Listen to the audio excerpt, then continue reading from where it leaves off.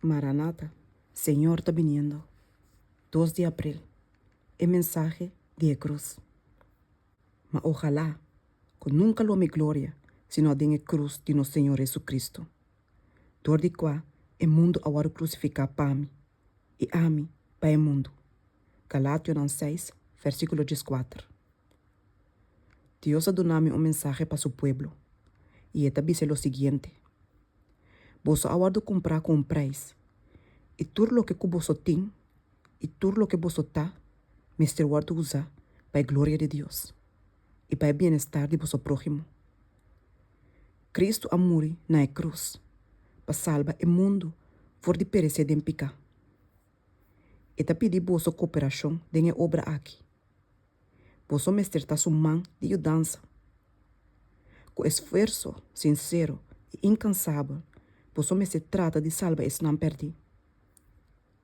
O poder transformador de Cristo, sua graça, da molde e som que te dona seu mestre no serviço de Deus. E não persigue de estar indiferente mais na alma não que está morrendo ronde. E te realizar que toda parte de sua existência está pertencendo a Cristo, quem a salve for de esclavitud de pecado. E que cada momento de seu futuro aguarda comprar que sangue de vida precioso de o unigênito de Deus. Botinho um aprecio assim na profundo para o sacrifício a riba Calvário, que bota disposto para assistir outro interesse segundo na trabalho de salvar alma e assim é trabalho aqui boa prioridade. E mesmo intensidade de desejo para salvar pecador não, que estava a marca a vida de Salvador, a marca a vida de seu verdadeiro seguidor não. E cristiano não tem nenhum desejo para viver para seu mês. E te dá está para consagrar tudo o que tem e tá na maestro seu serviço. E te guarda mover dor de desejo inexpressável para ganhar a alma na Cristo. De qual maneira me por glorificar mais meu e som na quem me está pertencendo a ti, dor de criação e redenção. Essa que te pergunta que nós temos que apontar na nós mesmos.